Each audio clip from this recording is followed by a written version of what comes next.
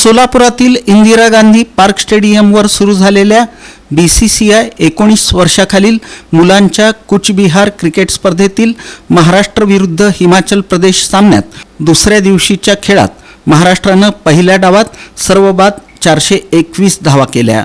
प्रत्युत्तरादाखल दुसऱ्या दिवशीचा खेळ थांबला तेव्हा हिमाचल प्रदेशनं 7 बाद 200 धावा केल्या असून अद्यापि 221 धावांनी हा संघ पिछाडीवर आहे. दुसऱ्या दिवशी सकाळच्या सत्रात नाबाद जोडीनं खेळ पुढे सुरू केला, पण 5व्या षटकात शुभम कदम याला अंशनं यष्टीरक्षक कर्णधार आदित्य कटारियाकडे झेल देण्यास भाग पाडलं आणि जोडी फोडली. दोघांनी 8व्या गड्यासाठी 99 धावांची भागीदारी केली. त्यानंतर आलेल्या तळातील फलंदाज अनिश जोशीनं देखील ताबडतोब फटकेबाजीला सुरुवात केली. संयमी फलंदाजी करत असलेल्या सु आशिकला अक्षय वशिष्ठनं त्रिफळाचीत करत त्याचं शतक हुकवलं. जगतापनं 143 चेंडूत 7 चौकारांसह 87 धावा केल्या. अंतिम खेळाडू हर्षिल सावंतसोबत अनिशनं धावफलक हलता ठेवत 421 पर्यंत धावसंख्या नेली, पण तेव्हाच तो पायचीत झाला आणि तासाभरात 67 धावा करत महाराष्ट्राचा पहिला डाव 107व्या षटकात संपुष्टात आला. हिमाचल प्रदेशकडून 15 अतिरिक्त धावा देताना अंश धीमन 84 4 बळी, नैनिहाल आर 100 3 बळी, अक्षय वशिष्ठ 70 2 बळी तर आर्यन ठाकूरनं 1 बळी मिळवला. 2 डावांच्या मधल्या वेळेनंतर लगेचच हिमाचल प्रदेशचा पहिला डाव सुरू झाला आणि मध्यमगती गोलंदाज अनिश जोशीनं आपला जादुई स्पेल सुरू केला. दुसऱ्या षटकाच्या पहिल्या चेंडूवर अक्षय शर्माला बाद करत झटका दिला.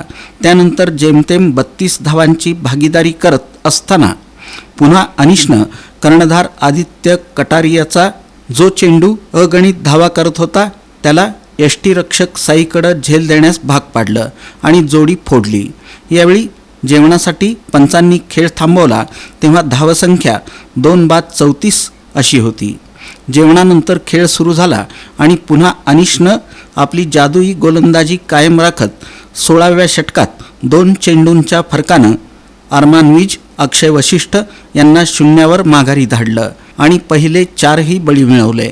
त्याच्याच सोबत मग हर्षिल सावंतनं देखील सचिन मेहता याला यष्टीरक्षकाकरवी झेलबाद केलं आणि दोघांनी मिळून हिमाचलचा निम्मा संघ केवळ 54 धावांमध्ये गारद केला.